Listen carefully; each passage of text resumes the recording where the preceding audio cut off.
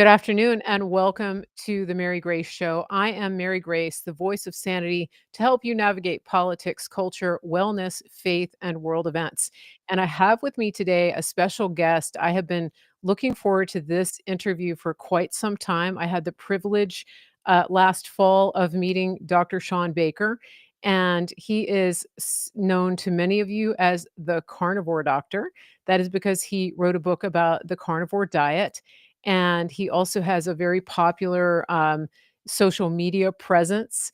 And most of all, though, he has a passion to help people get healthy through diet and lifestyle changes, and through a very specific path. Welcome to the show, Dr. Shawn Baker. It's a pleasure to have you here.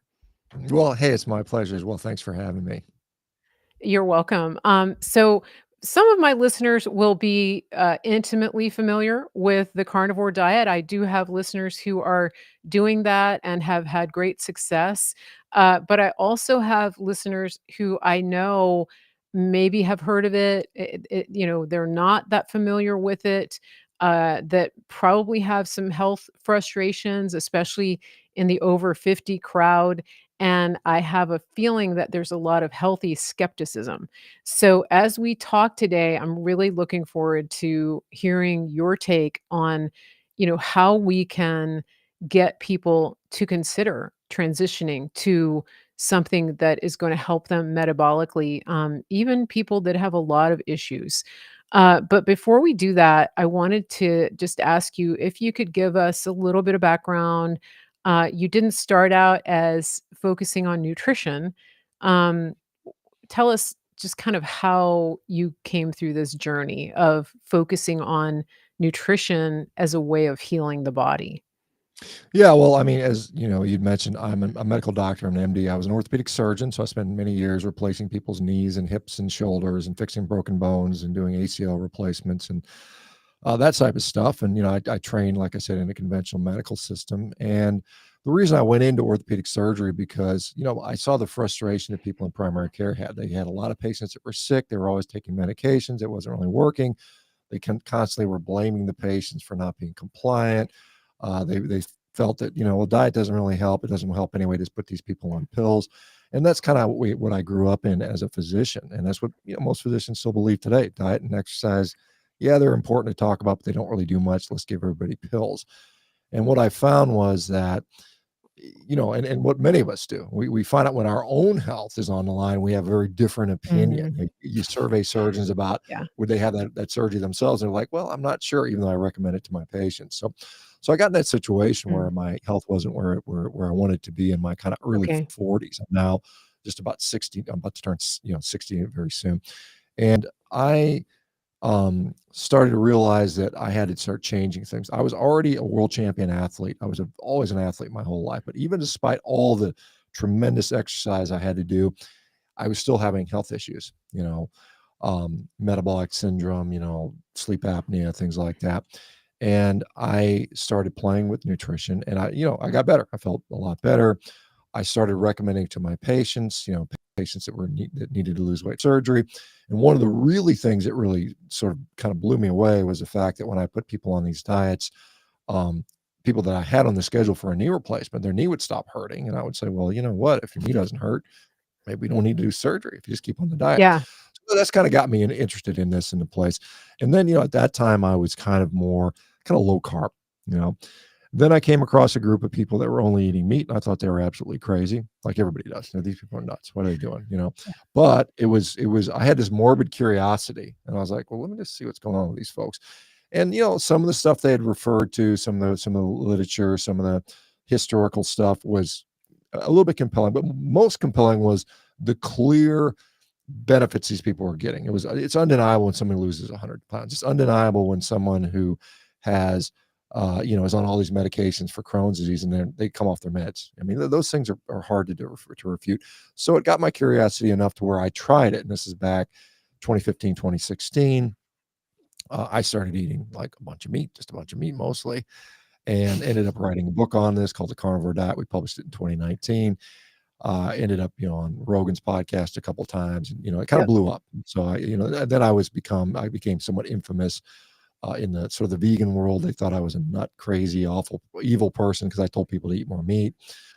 So, this has been the journey we've had now helped thousands upon thousands of people. And we now have a company that specializes not just on carnivore diets, but just nutrition in general to help people, because I truly believe, and I think there's quite a bit of evidence to support that what we eat in our nutrition dramatically impacts disease processes, our health, and subsequently the diseases that we get.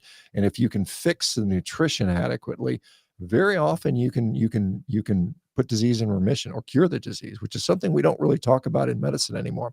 Medicine has devolved into this concept of disease management. We're just gonna manage your symptoms with pills and procedures and potions and whatnot. And that's really not, in my view, what I went to medical. When I was a 16-year-old kid, thinking about the medical school, I wasn't thinking about all I'm going to do is just constantly hand people drugs for the rest of their life. And that's unfortunately where we are in medicine. And I think there's a better solution for that. And that's what got me on this path. And it's interesting because, you have when you talk about the vegans, you actually are quite an internet troll. You get people that come at you, and you have these very interesting videos where you're, what do you call them? Like stitches, where you're eating a big, steak and listening to somebody talking about all the harmful, effects of eating meat, which is so if anybody if people aren't following him, I suggest you do on, X and Instagram, especially. That's where a lot of the videos are. But I wanna talk about something you said about people getting off their medications. I have listeners who I know are on multiple medications, and, as we talk about medication, I do wanna make the disclaimer that, Shawn Baker is a doctor, but he's not your doctor, and this show is for educational purposes, for informational purposes. And anything that we talk about today is something that you should discuss with your medical professional. And if you're not comfortable with that, you can reach out to Rivero.com and maybe bring somebody on board who is dialed in to the nutritional aspects of things. But let's just be clear that today, Dr. Baker is sharing his understanding and knowledge for educational purposes. So I wanted to ask you, when you talk about people going off of medications, first of all, I am assuming you don't mean they're just quitting their medications and then starting on a carnivore diet. What does it look like for somebody who is really sick, who starts eating only meat? Um, can you describe that process that you see as a physician when people go through that transformation? Yeah, absolutely. Yeah, and and I'm glad you pointed that out. You should, if you're particularly if you're on a lot of medications, you want somebody, a skilled clinician, to help you to taper off those, because, and that's what we do at Rivera. We have our physicians that are wonderful at actually doing that. But when you go from a standard American diet, grain-based, carbohydrate-based diet, lots of fruits and vegetables, perhaps, most people, it's mostly like lots of junk food, unfortunately. But when you Yeah. go to something so extreme like a diet where there's essentially zero to next to zero carbohydrates, there's no fiber, there's none of these things that you're used to getting, you're going to have a significant physiologic change that's going to occur.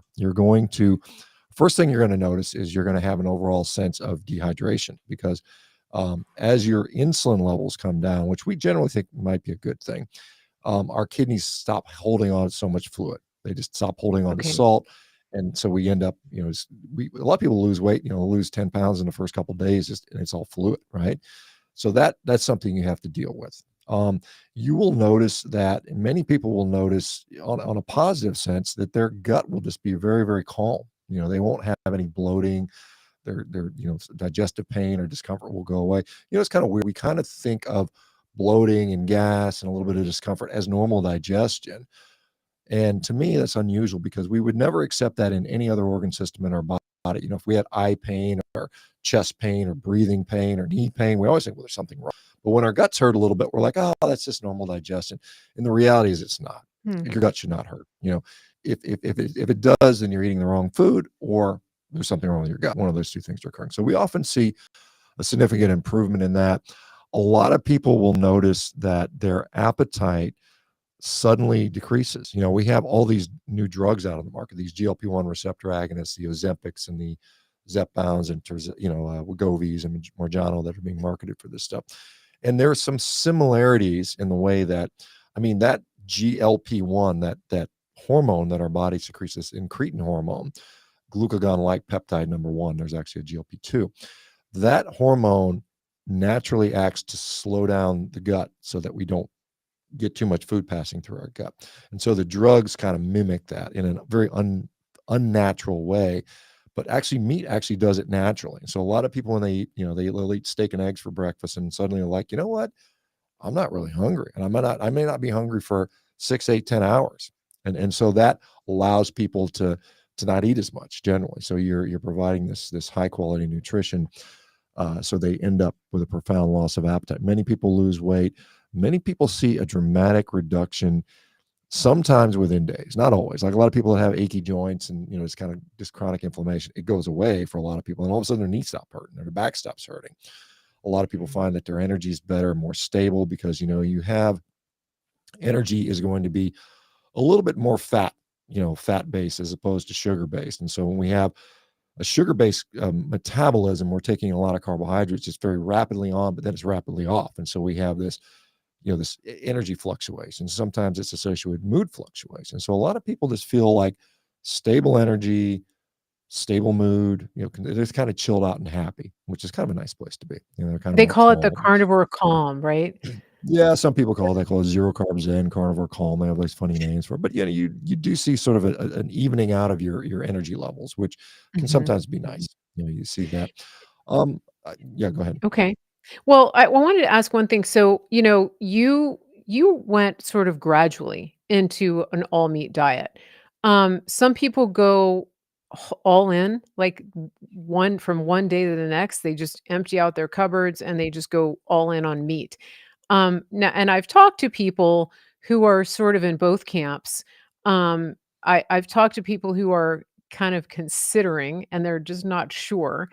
If you were gonna, if somebody asked you, like, what are 3 things that they could do right off the bat just to help them transition, even if they're not quite sure yet that they wanna go full carnivore? Like, what would be some top things to look at and really change, in your diet and lifestyle that would get you closer to that transition from going to, like, from a crazy processed diet to carnivore? Yeah, and I would be the first one to admit the carnivore diet is not necessary for everyone to do. You can certainly get healthy with other diets, and in fact, our company Rivera, we do that. We put people on all sorts of diets, but some people we do transition to a full carnivorous diet if it's necessary. I think we clearly have a problem with the ultra processed junk food. Yeah, Up to 70% of our children's diet is ultra processed junk food. About 65% of the adult diet in this country now has become that for, on a population level. There's people that, eat worse or better than that. But in general, so we're just removing that stuff, and it's unfortunate. It's gotten so convenient. We kind of traded out time in the kitchen for convenience. And that really is basically conveniently making us sick and ill and killing us, quite honestly. yeah, And so the problem with that is if I say, hey, just stop eating junk food, and that's easier said than done, because what are you going to replace it with, right? Because the nice thing that right, junk food does is it yeah, replaces that. It's easy, quick energy for us, and we need energy. And when we have to, it's an essential. We don't consider it a essential nutrient, but we do. Energy is part of our requirements. Why do we eat? Let's think about why we eat in the first place. What is the reason for us to eat from a very basic physiological level? We need essential amino acids, we need essential fats, we need energy, and it can come from carbohydrates or fats. We need vitamins, minerals, and then water, basically. That's the only reason we're required to eat as a species. Now, some people eat because it tastes good, because of marketing, because it's time, it's social pressure, and those types of things are reasons we do eat, but the reason we have to eat are these things. And so when you remove the ultra processed food out of your diet, you're giving away a lot of that energy, and you got to replace it with energy. And where are you going to get energy from? You're going to get it from salad? Probably not, right? So if you say I'm going to cut out junk food, I'm only going to eat salad and low fat stuff, you really run into problems with energy problems, and You're so gonna be you end up like, hungry. yeah, then you up and then you're at, you're at 11 o'clock at night when no one's looking, eating the chocolate and the ice cream. You're sneaking into cabinets and doing that stuff. So you've gotta increase the amount of high quality protein. I think is real important. I think animal products are so much superior. And I know there's people that are vegan advocates will say, "Oh, it's the same protein." It's really not. It's really not. I mean, it's interesting that all of the essential amino acids we need and those that we need them are found in things meat. It's not a coincidence. There's somebody who was thinking about this. I was like, this is exactly what we need, and this is where we get it. Now, I use the analogy of if I wanted to build a brick house, it'd be really nice if I had a bunch of bricks, right? I could do it out of straw and mud, but it's less efficient. And this is a difference between a plant-based, predominant plant diet and a predominantly meat-based diet. Meat-based diet provides you the bricks. Plant-based diet provides you the straw and mud. It's less efficient. Now, the nice thing about eating a bunch of plants is you don't absorb much of it. And so you end up you eat a lot, fill up your stomach, and then it all goes in the toilet. That's not the best way to nourish yourself, though. It can be a good way to lose weight, but you end up with these nutrient issues. You're always hungry. A lot of people develop digestive issues. So I think that, one, getting rid of the all processed food, clear, it's important. Get rid of it. Don't eat it. You might have to say abstain. You can't moderate. A lot of times you can't moderate that stuff. That stuff is Mhm. literally designed to It's be addictive. addictive. Yeah. There are food chemists, and I've talked to them that have actually worked for these companies. My job was to make food as addictive as possible, they'll tell me. That's a real Yeah. problem, and they're good at it, and they are addictive. And so, the Lay's potato chips, but you can't eat just one. Well, yeah, we know we can't because it's addictive. So to get that out of the way and to not eat it, you got to replace it with something that's going to provide some level of satiety. A lot of people will find, I can eat some bacon, I can eat some eggs, I can eat some steak, I can eat some dairy products, and that will provide me. Now we've been trained that it's saturated fat and cholesterol. We got to avoid it and minimize that. The unintended or maybe intended consequence of that is you're always starving, and then you quickly follow these ultra processed foods. So it's a great way to get off of that stuff. I think that um, you got to make it. You got to stack the odds in your favor. You get the junk out of your house. I mean, you got to get family buy-in. If you got a family that you live with, you got to say, hey, look, guys, I need help with my health, and I got to. This is going to be an issue that we got to get rid of this stuff. You'll deal with cravings. I mean, they'll happen. You got to have a plan in place. I talk to people about, hey, what's your plan for cravings? And they always kind of like, what do you mean plan? I don't have a plan. Well, if Yeah. you don't have a plan, guess what? Failure to plan is planning to fail, right? So you got to have a plan in Right. place. And the thing with cravings is we know that they're occurring often due to hormonal surges and fluctuations, and we know Mhm. they're time limited. So if you know that I've got a craving, but it's only going to last me for 45 minutes, then that's pretty easy to deal with. You say, what can I do for 45 minutes? Can I distract myself? Can I eat something more healthy? Can I go for a walk? Can I call somebody? Can I listen to something? Can I, whatever, ride on the bike, eat something more appropriate? So, there's ways to deal with these things. So that's some of the early stuff people can do. But the other thing is having a supportive environment, having a supportive physician, having a supportive family. It increases your likelihood of success. If you have an unsupportive environment, it's tough. And so do what you can to make a supportive environment, whether it's joining an online community. Hopefully maybe your physician's on board, maybe they're not. I mean, again, like I'll throw in again, Rivero, our physicians are all on board with this stuff. So those are some things you can do. And I put the link for revero.com in the chat, in the notes. It's revero.com. And, Yep. one thing I was gonna ask you, so, you know, there's the medical system is so compromised, and we're learning that more and more nowadays. Uh, but we have a lot of people who are on a lot of medications. They've been with a doctor, a specialist, a team, whatever. Um, and I like here's an example. I actually have a friend who has been carnivore for I think over a year, and just over the weekend and he's done really well, very successful, lost a bunch of weight, and over the weekend, his blood pressure started to spike. Heart rate was fine, but blood pressure, like, in the 200s over 100s, right? Um, Mm. and yeah, so now he's in the situation where he's gonna go to his doctor and, they're gonna start asking him questions. So, like, how do you handle a traditional, pharmaceutical, governed medical practice, as you're starting out or in the throes of doing this? What are some strategies that people can use and some, talking points? Because the doctors aren't gonna read what you give them, right? Most are not. So how do you navigate that? How do people navigate that? Um, Well, again, it's a little bit different, case by case. Some physicians yeah, are really tough to talk to. I mean, a lot of them are, they're this is the way, and it's my way or the highway. But you have to yeah, realize that. I mean, and I'm a physician. I care about my patients. I cared about all of them, yeah, but I could only care for like 15 minutes until the next one came in. So you've got very yeah, little skin in the game as a physician, and you as a patient, you got to live with this 24 hours a day, 7 days a week, 365 days a year. okay, So you have to realize that the physician, you can't outsource your health to the physician. They're your consultant. They work for you. You don't work for them. They're not the boss of you, so to speak. mhm, So you have to say, okay, look, I appreciate what you're saying. And one of the big things that is really telling is you ask somebody why. Hey, doc, why do I have this disease? Why do I have diabetes? And if they can't give you a mhm, solid answer, how are we going to treat something we don't even know what the cause of it is, right?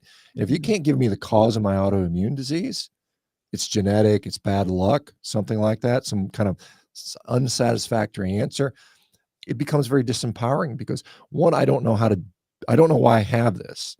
The only option I have is to take pills from you. So I don't even have any power in this situation anymore. That's depressing. mm, That's frustrating. It's very disempowering. So if you get to the situation, how can I be empowered to better, change the position I'm in? And that's where, you start asking why am I sick? Well, I don't know. But if you say, well, what if it's because of what I've been eating over the last 10 years? If I change that, could that somehow have an impact? A lot of physicians will say, I don't know. I don't think so because they've never had experience with that. So we're trained. I okay, mean, we're trained in medicine. We're very good at acute care. There's no doubt about it. If I'm in a car wreck and my femur sticking out of my thigh, take me to the emergency room, have an orthopedic yeah, surgeon patch me up.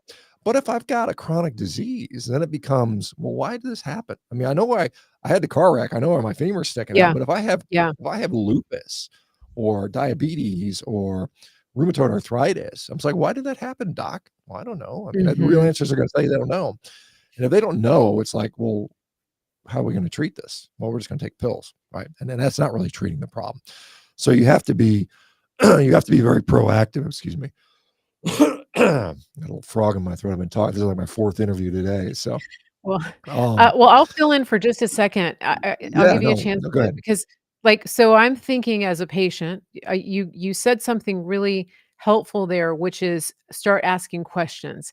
And so I think as a patient, if I'm in that, sort of, regular old, I don't even wanna say traditional, but standard medical system, that's not looking at root cause. If I'm somebody who's wanting to make these changes, one of the things that I could say to my provider is, "Hey, what we've been doing is helping with symptoms, but I'm interested in getting a little bit deeper, to where I can maybe come off of these medications, and I wanna make some dietary changes. How about I do some things for 6 months, and then I come back, and we talk about this, and we do some blood work. Can we get some baseline blood work?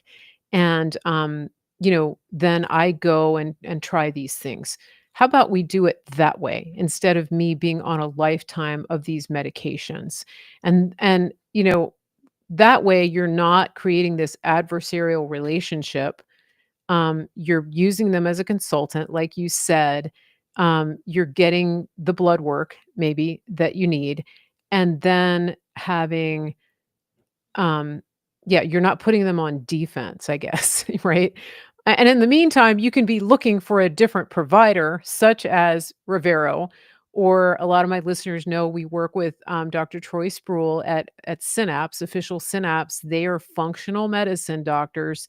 They're looking at the root cause, But in the in the beginning, when you're trying to make these changes and you're still with that system, do you think that may be a good approach? Just to kind of say, "Hey, I wanna try this, and I want" Yeah, I you mean, don't have certainly you want an ally, and I think it's because I what I will say, I want to emphasize this is if you are on a number of medications and you make a pretty significant dietary shift, sometimes that can be problematic, like if you're a diabetic and you're taking insulin or you're taking some of these other drugs, and all of a sudden your blood glucose just starts plummeting, that's a problem. Or you got hypertensive meds, and all of a sudden your blood pressure drops really dramatically Yeah, because you're on meds when you don't need to be on them anymore. Those can be problems. So you need to have an ally in this journey. And if you're healthy and you got no other issues and you just want to try another diet to lose 10 pounds, you got less of that to worry about. But I mean, for those people that okay. are on medications or have problems, Right, you right. want to you want an advocate that can help you navigate some of this stuff. And like I said, we've gotten there's so many conditions that we've had success with, which is really fun to see as a physician, seeing all these people actually That's get great. healthy. A Really and real you just pleasure. you just started this recently, right? You're building it, and you have a lot of providers on board and more coming on Yeah. every day. So this is definitely a service that I think is gonna help continue to help people. From an organizational standpoint, are you in touch with, anybody from Trump's administration, or potential, RFK, people like that? Do you see your model fitting into the Make America Healthy Again agenda and mandate? Yeah, I mean, certainly. Yeah, certainly. I mean, I was initially asked to go speak at Mar-a-Lago with Trump and RFK.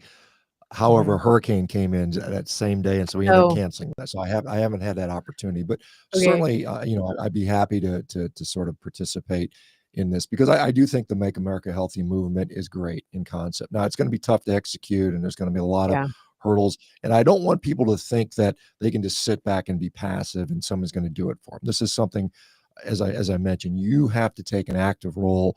You can't wait on the government or right, some politician or some organization to make you healthy. You got to do it yourself. But sometimes you need tools, and that's where we come into place. And so, right. yeah, I mean, I think you're going to see more and more of this. I think a lot of people are frustrated with not just healthcare, but I mean, a lot of our government trusted agencies are now not Mhm. really trusted anymore. And I think I Right. think in a big way, I think the whole, sort of COVID pandemic era opened a lot of people's eyes at some of the shortcomings that have been going on, and some of the kind of maybe even deception that we've sort of been dealing Yeah. with. And so Malice, so yeah, right. I mean, we're definitely aligned with that. And of course, we've been working on this stuff for many years, and we've gotten Mhm. some a good roadmap. And so I think that Good. we do have an opportunity to change the way we do healthcare. And I think we need to go away from the disease management model to let's start talking about curing disease. Let's talk about actually Right. getting people healthy because financially it's just no longer sustainable for us to spend 4 or 5 trillion dollars a year on healthcare and not get anything for it. I mean, we just can't afford it anymore. So we have to find Yeah. something that's more efficient and more that actually gets people healthy. I mean, I think it's as simple as that. That's yeah, absolutely, and, I think this is a good opportunity to take a little break. I wanna come back and talk a little more specifically about meat, and right Mhm. now, I wanna share with my listeners, today's show is sponsored by our friends at griddownchowdown.com. They have a great source of grass-fed, grass-finished, American-grown beef, and they freeze dry it, and they give it to you in these little packets right here, and I'm gonna play a little ad right here, but this is a pound of freeze-dried beef, and it's very high quality. You can rehydrate it, you can make anything with it that you would make with fresh ground beef, and it's a very high quality product. It also helps support our American farmers and ranchers and to protect them.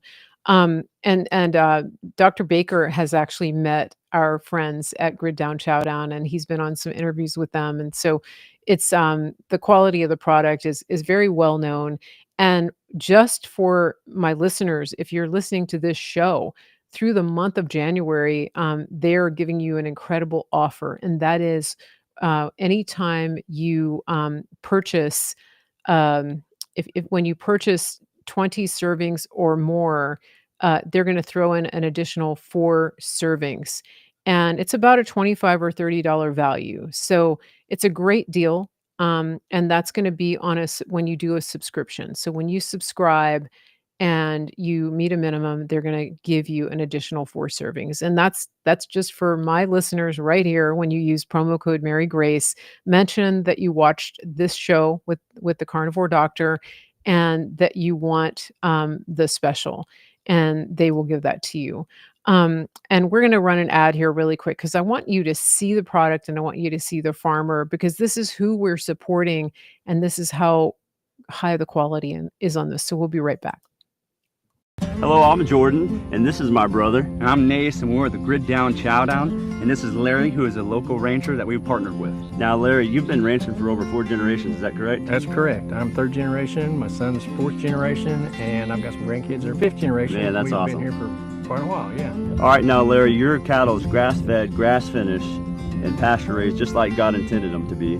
Yes, because I want to know what's in that animal, Right. what it's been fed, and so the only way to do that is for us to keep it all natural, just like God has done it for years and years and years, thousands of years. How has partnering up with us helped you and your ranch? Well, it's allowed us to develop a market that we didn't have before, one that can get directly to the consumer, and that's great. And just remember, more importantly, with every package that you buy, we put a salvation track in there. So from the bottom of our hearts, we thank you for allowing us to do what we believe that God has us here to do. And just remember, God loves you. He really does. Amen. Go to griddownchowdown.com. Okay, I just want to remind you that is when you do a subscription, a monthly subscription of 24 servings or more, you're going to get an additional 4 servings for free when you do that from griddownchowdown.com. You can scan the QR code or you can go directly to the website and use promo code Mary Grace. We're going to back to our show now, and we have with us today Dr. Shawn Baker. Let me get rid of this graphic. Dr. Shawn Baker, and we're talking about now the carnivore diet and also just, making diet and lifestyle changes to reverse chronic disease. And his company, Rivero.com, he's a co-founder of that. They are working to help people do just that.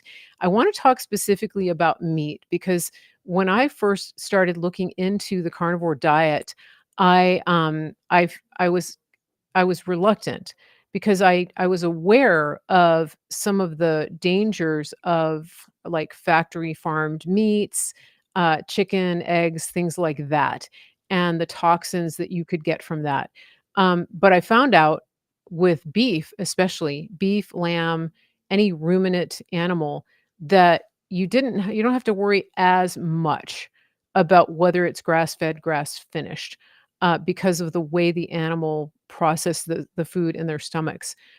So I wanted to ask you this. So for somebody who's looking at switching over to an all meat or mainly meat diet, what are some things that you can look for to stay on a budget, to be as healthy as you can without having to obsess, because I feel like, switching to meat versus waiting until you can have a perfect meat is probably better. Like, where's the happy medium? Yeah, that's a great question. And I get that out quite a bit. I mean, there's a lot of people that Okay. when we talk about how we raise food in this country, there are, things we could certainly do better. I mean, we're very good at making a lot of food, which is also a good thing that we can afford to feed everybody. But unfortunately, we're feeding a lot of people a lot of garbage, unfortunately. Yeah. This question has been, asked many, many times. And, what we do is we look at the data that we have on people. I mean, 'cause that's really what we have. And I've talked to thousands upon thousands. I actually did survey data on 12,000 people doing this diet, asking them, do you primarily eat grass finished beef? Do you eat grain finished beef?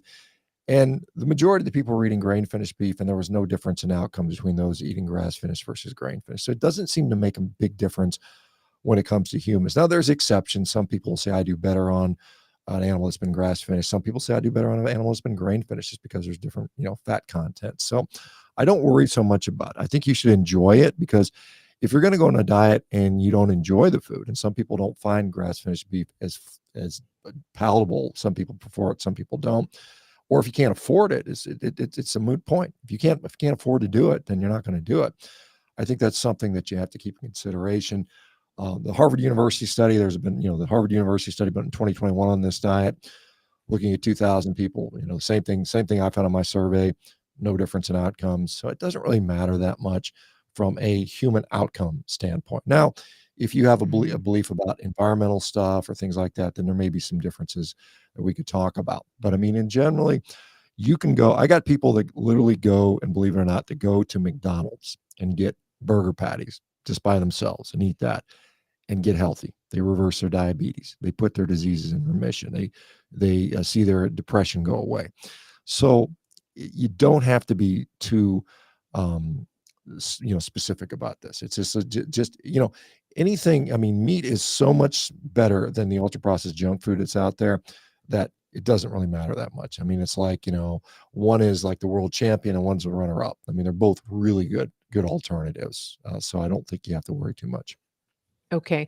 And, seed oils, I have to ask about this because it's been all over. It's becoming more and more prominent. People are becoming more aware. Can you tell us what they are and why, animal fats are preferable, even in spite of all the propaganda we've been given over the last 50, 60 years? Yeah, I mean, the so-called quote unquote seed oils, these are, these ultra processed oil extracts from basically things like seeds, like we get it from canola oil would fall into that, soybean oil, cottonseed oil, corn oil. These are all things that require tremendous uh, industrial processes, solvent extractions and decolorizing and deodorizing, and it's a multi-step process to produce these fats, which is very controversial. There's people out there saying, "Hey, it's heart healthy; it lowers your LDL cholesterol." There's other people say, "Hey, it's pro-inflammatory." There are studies that now suggest that maybe it might be related to increased rates of cancer. I don't think the evidence is overwhelmingly there that you can say, this is the worst thing on the planet. But there's enough associative data out there, and what I mean is that if you decide I'm going to give up seed oil, I'm no longer going to eat canola oil, safflower oil, sunflower oil, soybean oil, corn oil. What that means is you're going to be giving up all kinds of ultra processed food because it's in everything. I mean, you go to the grocery store and pick up packages and look and see what's in it.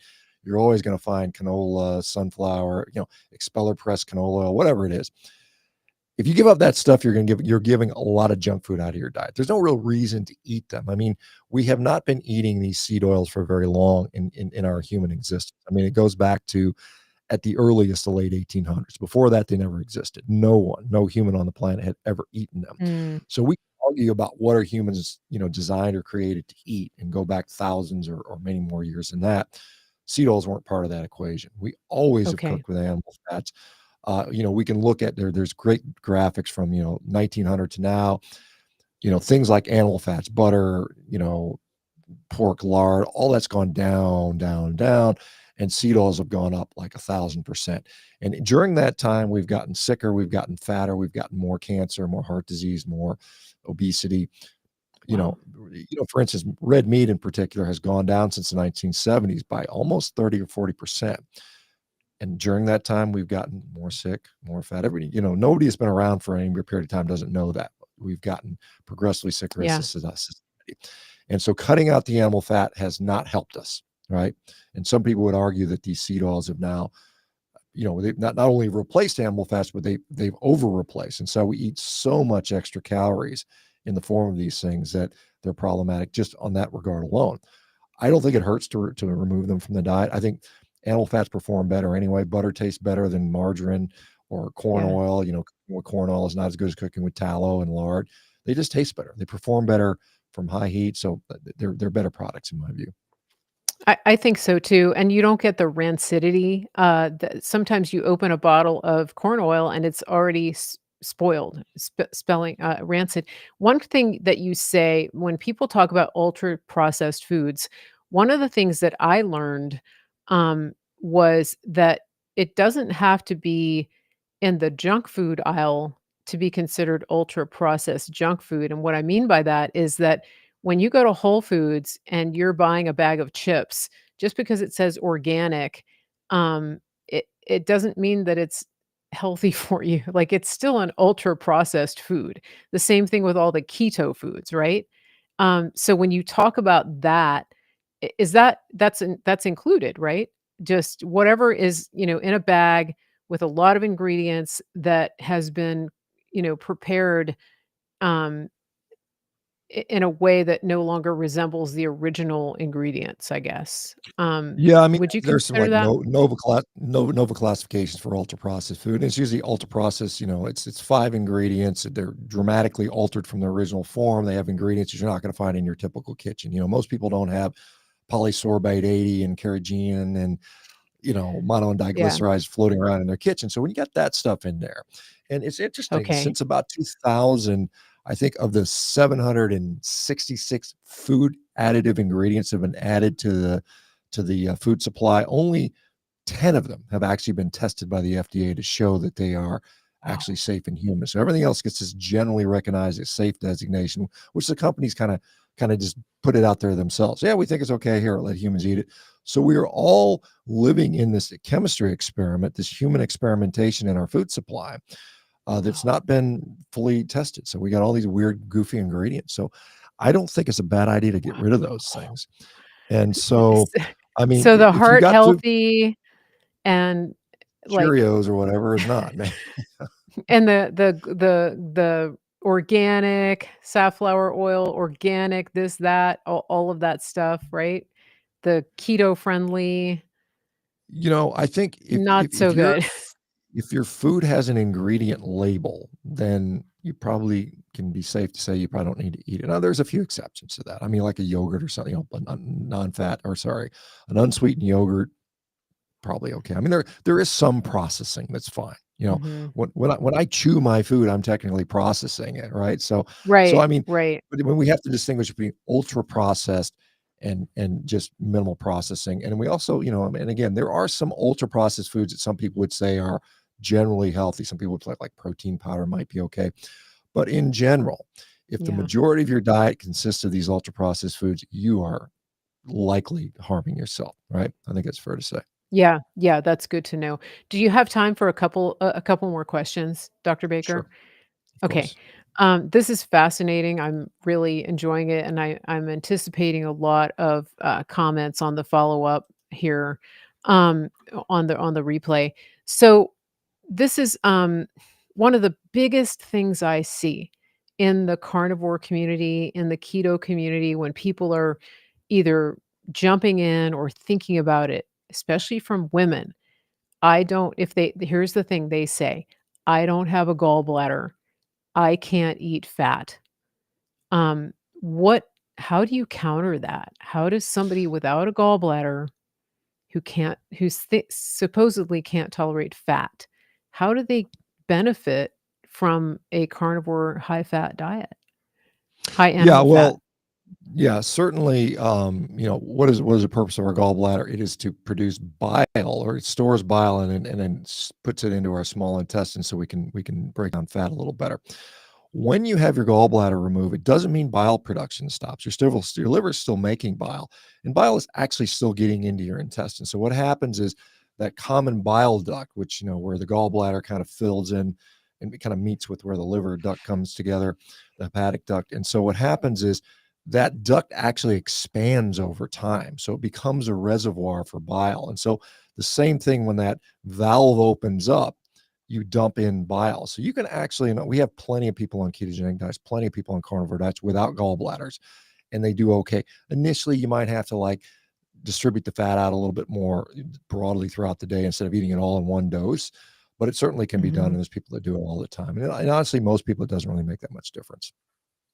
And is there supplementation with, what is it called? Bile salts, things like that, that help people? Yeah, I mean, there are Or some people, like, maybe if they're relatively recently without their gallbladder, they might Mhm. find some benefit from, pancreatic enzymes like lipases, which break down fat. Some people will find help Okay. with that. Some people have had mixed results with the bile, like the bile, supplements, like the ox bile supplements that some people utilize. But yeah, I mean, I think most people, if I think the best thing to do is just kinda go slow with the fat initially, and then just and Mhm. break it down, and that usually works for most people. Mhm. Now, when somebody is really sick, that has a lot of health problems, it seems like going full carnivore, for a time period really, really helps them. Why is that? So if they just go with, beef, eggs, salt, water, that kind of thing, why does that help them see such drastic changes over, say, a 90-day period? What's going Yeah. on So, there? well, I mean, if we make the assumption that something we're eating in our diet is causing the problem, which I think in many cases it is, and so removing all these potential sources of irritation, whether it's ultra processed junk food or something else. For some people, believe it or not, fiber is actually irritative to the gut. The gut is kind of the main interface we have with the outside world. I mean, we think about our skin. Our skin has a pretty big surface area. It's exposed to stuff, but the skin is kind of waterproof. It keeps stuff out. Our gut is designed to keep things in, and our gut actually is outside of our body. Most people don't believe that. From our mouth, to the other end, with the tube in between, the guts is all external to the body. And most of our immune system, like 70% of our immune system, is lining the gut. And so we've got this, gut that's designed to bring particles in. Skin keeps it out, but gut, but the gut brings it in. And the surface area of the gut is about the size of a tennis court. So the biggest interface in the world that we have with our body is through our gut. And when Mm, that is compromised, damaged from food we're eating, then we have all these foreign particles that are getting through that shouldn't get there. That becomes very inflammatory, irritative. It often sets up things like autoimmune diseases. And so by removing all the potential sources of irritation, often the gut heals. And when the gut heals, we often see improvements in symptoms. Inflammation goes down, inflammatory markers improve, autoimmune markers improve, and then we often see the symptomatic improvement afterwards. Additionally, as I mentioned, and this sounds very simplistic, but there's a lot of truth there. As a surgeon, I've operated on thousands of people. I've cut a lot of people open. We're made out of red meat. I mean, that's just the reality. We're red meat animals, and we're yeah. made out of animal cells. More importantly, we're all made out of animal cells. And if I were to build a house, like let's say I wanted to build a brick house, it'd be really nice to have a lot of bricks, right? I could do it out of straw and mud, right? And so this is the analogy between a meat-based diet where everything is bricks versus a plant-based diet where everything's straw and mud. I've got to assemble the straw and mud, and it's much less efficient. It's a much less efficient way to accumulate the nutrition that we need. I think we talked about what we need, why we eat, and what we need to do. So when we're trying to get those essential amino acids, essential fats, that energy, those vitamins and minerals, meat is just so much more efficient at it. And so a lot of disease can be some sort of general deficiency. Like, for instance, Stanford 2018, good study on carnitine deficiency. Carnitine deficiency was clearly associated with major depressive disorder. Where do you get carnitine? Your body can make a little of it, but not really enough.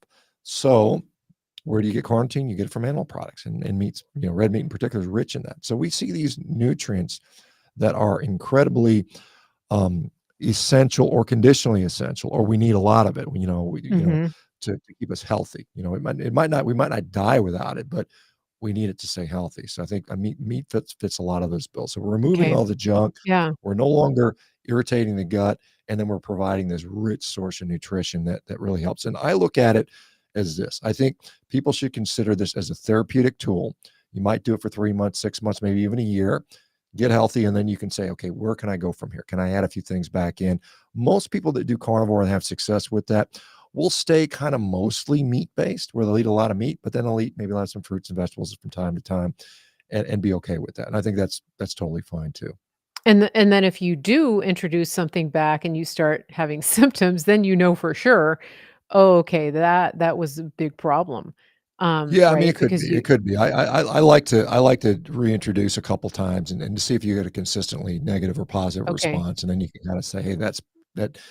It's probably safe to say no one should be eating, uh, you know, fluorescent blue Captain Crunch artificial maple syrup. I mean, that's not even human food. It's on the shelves, but no one should Right. be eating that stuff, right? But I Yeah. mean, can some people have some rice and some fruits and vegetables? Probably. So it's one of those things where we Mhm. have to sort of be very Right. But it's nice. I Right. mean, if because some people spinach is a problem for them. They just can't handle it. So even though it's Mhm. considered a health food by most people, some people just don't do well with it. And you have to figure that out. I can't stand it. I've never And liked it. me But, neither. I never did yeah, either, but, so you ate it because Popeye ate it, right, or something, right? right, I'm happy to have that not part of my diet. But, so here's the probably the question you get asked the most, and I imagine people are wondering, "What about cholesterol?" Um, is that the most important marker?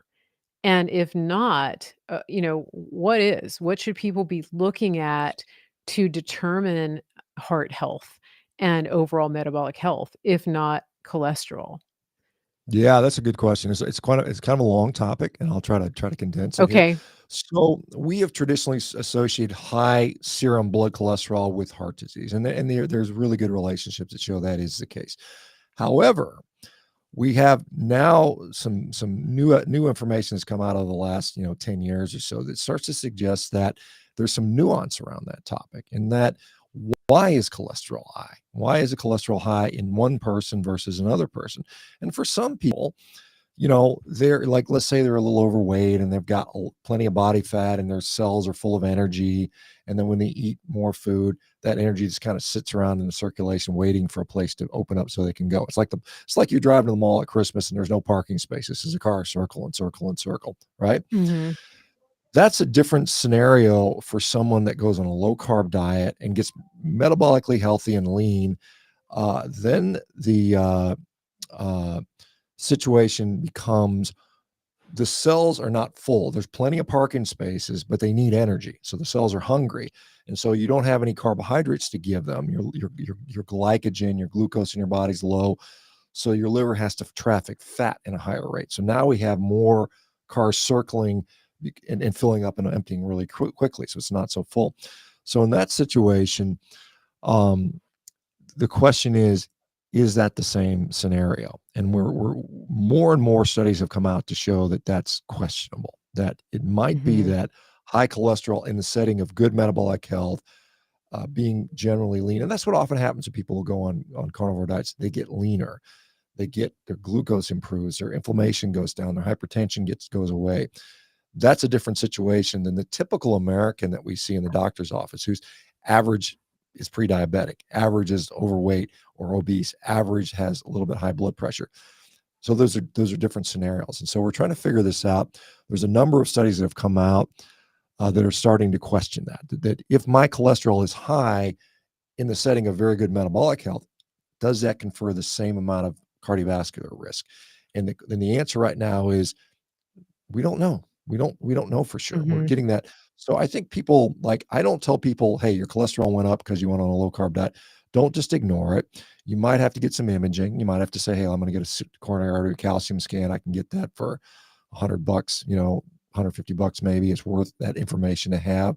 So you can kind of see what's going on with your heart. And it's not, like I said, it's a screening test. It's not like the most perfect test, but it gets you in the right ballpark. And even the American Heart Association says that your CAC score is 0, high cholesterol, you can sometimes de-risk that person, So Okay. it's an evolving topic. We have more studies that are coming out. More studies will be coming out this year, next year, that'll give us more light on that. So I would say if you're going to do a diet and it provides you tremendous benefit, like, we've got published studies now on things like inflammatory bowel disease, Crohn's disease, ulcerative colitis. We've got studies on in carnivore that's showing that it can be very effective. We've got studies on depression, anxiety, also very impressive. We got studies on things like anorexia, where it's helped tremendously. We have studies that are in the works on diabetes.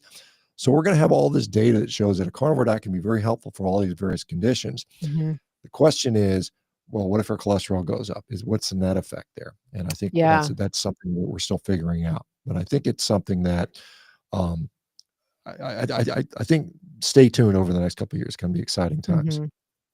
Now, one thing that happened to me is that I started carnivore and I actually gained weight. I kind of bulked up and it wasn't just muscle. And I've been working with my functional medicine provider, and he did some blood work, and I have a autoimmune condition. I have MTFHR gene mutation.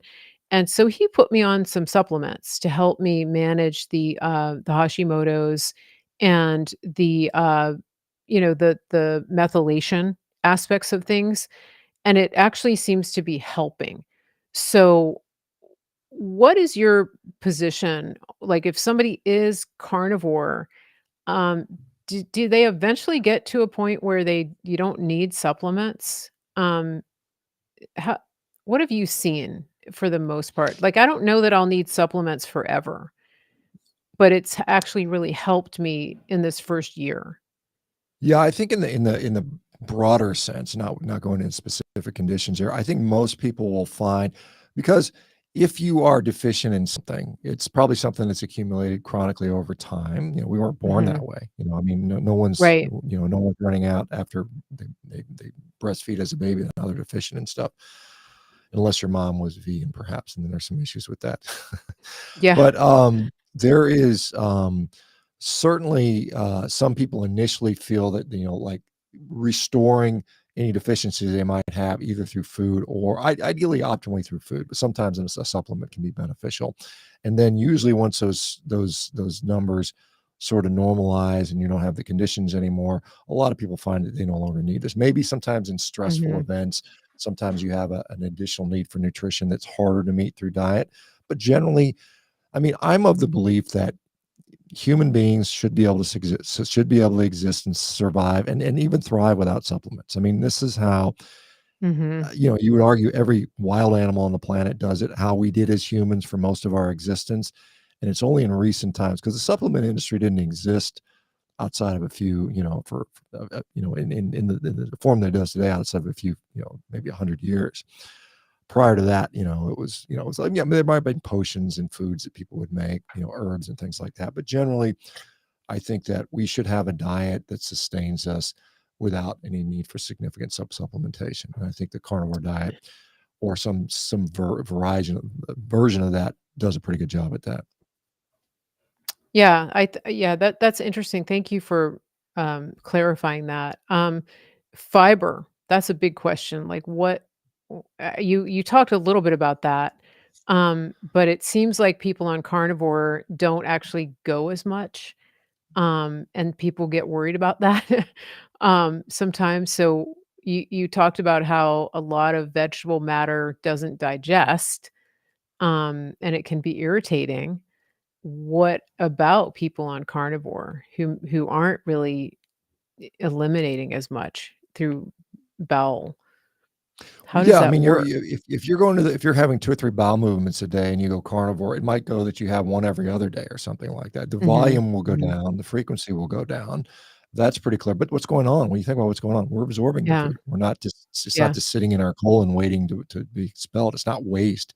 So it's much more efficient. If you think about like comparing a human to like a gorilla, and we're kind of like I'm kind of the size of a gorilla, I'm a big guy, but I mean, I eat about 3 or 4 pounds of food a day to maintain my 260 pounds of mass.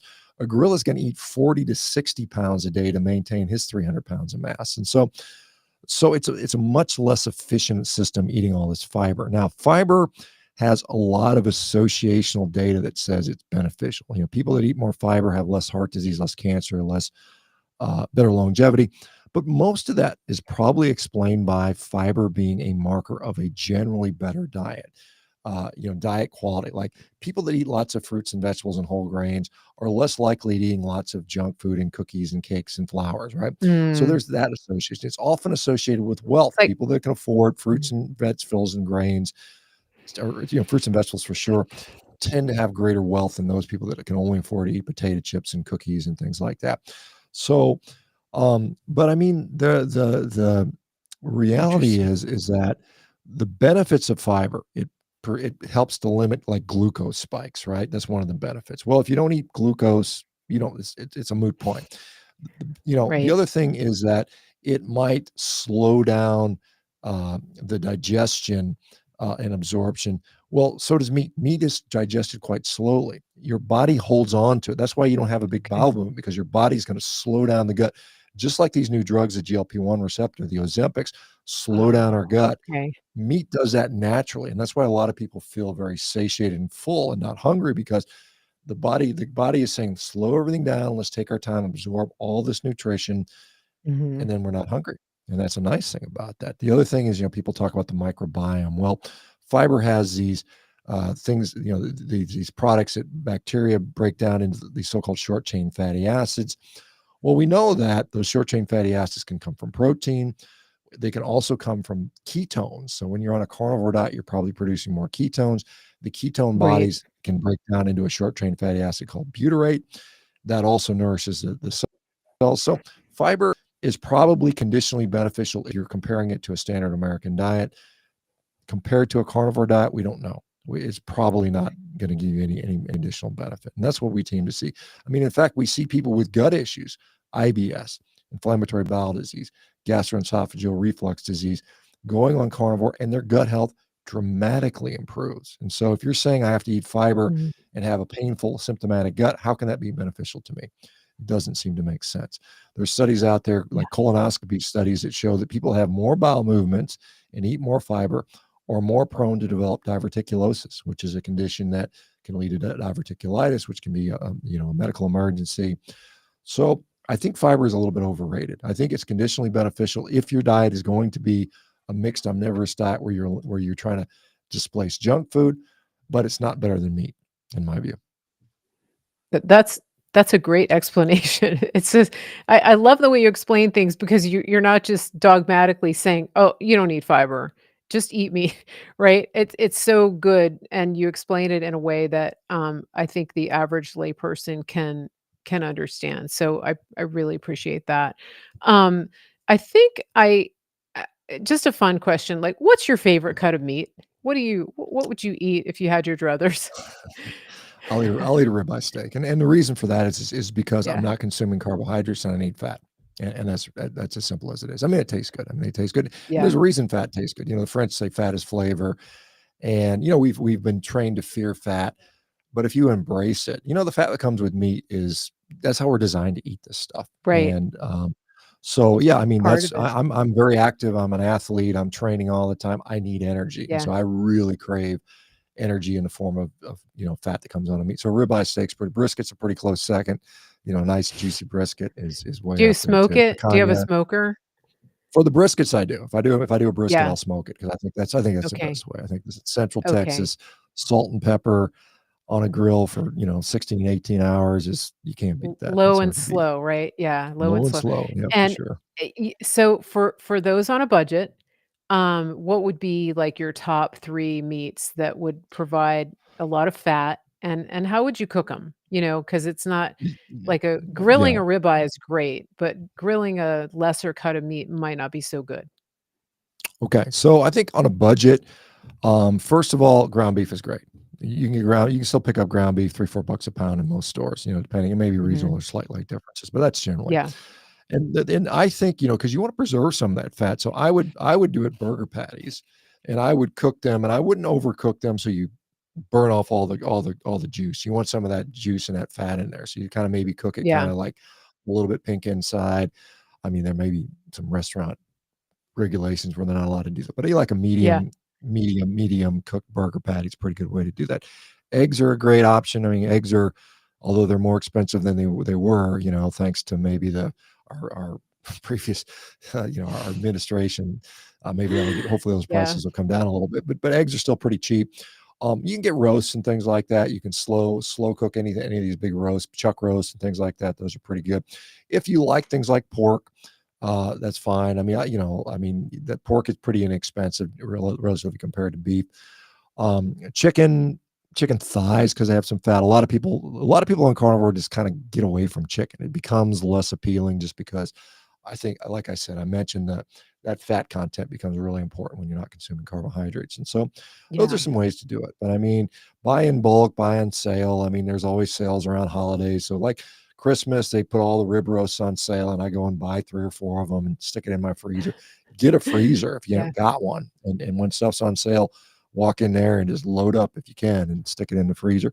Or even better, if you have the opportunity, support your local rancher and go get a go get a, quarter beef side of beef, half a beef or something like that. That would be a great way to, because our ranchers, as our advertisers talking about, those ranchers are going out of business, and they're a dying industry, and we want to keep them alive because they're the, I mean, in many ways, they are the heart and soul of this nation. And if we want a strong America, we need good food production, and beef is Yeah. definitely part of that. So good. I heard that, we used to have, I think 20 million farmers, and ranchers in this country, and I think it's down to something like 2 million. It's crazy. And so we really do want to encourage you, whether you're buying fresh meat or you're getting the freeze dried. And our sponsor today is griddownchowdown.com. I will take a minute to give them a plug. Anybody that gets on their subscription of 24 servings or more is going to get a free 4 serving bonus with that subscription. So that's a great deal as long as you tell them use Mary Grace promo code. It's a really good deal, and it's freeze dried. It's not jerky, guys. It's ground beef that's been freeze dried. You rehydrate it, and it does exactly what a package of fresh ground beef would do. And you can save it for the apocalypse, or you can consume it now. There are a lot of people who buy it monthly on the subscription because it's so convenient. You don't have to go to the store. But in terms of buying bulk, one thing we do is we have a vacuum sealer, and that way, if you get a sale, you can vacuum seal, and things will last a lot longer in the freezer. That's one thing I do, and I learned how to dry brine, so that's very tasty. Do you do that with your steaks? Um, I have in the past. I'm pretty lazy when I cook though, because that takes a foresight of, putting overnight, and sticking salt in it, and sticking it in the fridge overnight. And I'm just so simple in my cooking, right? It's literally throw it Yeah. in, thaw it out, throw it in, and sear it up, and I'm good. I literally spend about probably under 10 minutes a day in meal prep, so it's pretty Yeah. convenient. Yeah, it is. It's actually it is. It can be a little messy, but I think some people use air fryers, some people just cook outside. I mean, I know people who just cook everything outside. So depending on where you are, I think you can do that. And eggs are so good for you. It's nature's perfect food. So that's a great one, especially if you have local. I would go a little more high end on the eggs for myself as opposed to factory farmed eggs. But Dr. Shawn Baker, tell our listeners one more time, where they can follow you, and then tell us about Rivero.com so that they can take advantage of what you're offering there if they choose to go that route. Yeah, so I'm social media. I'm on X, S Baker MD. I'm on Instagram, Sean Baker 1967. I'm on YouTube, Sean Baker MD. I think with Rivero, it's you get a physician, but not only that's aligned with getting, treating the root cause of your issues, and not just medicating you for the rest of your life. Often we're taking people off medications, and then we pair you with a care team that literally will check on you every day if necessary. So you have constant support and feedback to help you overcome these issues. And the nice thing about that is, if you get to a point where on day 17 you no longer need to be on a medication, our physicians can right away take you off that. Whereas traditional care, I'll see you for 15 minutes in 3 months or something like that. So that's not a Mm, very efficient way to do that. And so that is the beauty. And our goal is to, get you fixed, empower you to be healthy so that you don't need to go to the doctor anymore. You can kind of just, just kind of say, hey, I'll go when I need it, when I have a real issue. But I mean, the sort of chronic, I need every 3 months my prescription's filled type of thing it's a business model that works really good for the medical yeah, industry and the health and the pharmaceutical model, but it's not really serving people the best we can serve yeah, them. So, like I said, absolutely. Revero.com, Revero.com. We are hiring as many physicians as we possibly can, but they fill up pretty quick. And so, like I said, if you're really interested, hop on the website, get on the waiting list. We'll get you in there as soon as we possibly can. And hopefully we can start changing the way we do healthcare in this country. Awesome. Awesome. Dr. Shawn Baker, it's been an honor, a pleasure having you on the show. And to all of you who, if you're coming back for the replay, we really do appreciate you watching. If you missed this, if for some reason you missed the notification, please be sure and go to my website, marygracemedia.com, and get on the mailing list. We do send out notifications when we have these amazing interviews, and we don't want you to miss this information. One of my passions here is empowering people to take responsibility, to take back their health, and to get accurate and true information so that you can walk into God's destiny for your life. And it starts with you making a decision to do this. And so please check out what Dr. Shawn Baker is doing. Go to my website, get on the mailing list because we have more shows like this lined up and we don't want you to miss any of this great content. We'll see you back here very soon. We have some more good shows coming up this week. And as always, you can follow me on all of my social media. You can find it all at marygracemedia.com. And remember, some of these platforms that you're on don't really like us. And please go to the free speech platforms that we're on as well, just as a backup in case you come to Facebook or whatever one day and we're not there. Hope that doesn't happen, but we don't know. We will see you back here soon on the Mary Grace Show. Thank you again, Dr. Shawn Baker, the carnivore doctor, co founder of Rivero.com. It's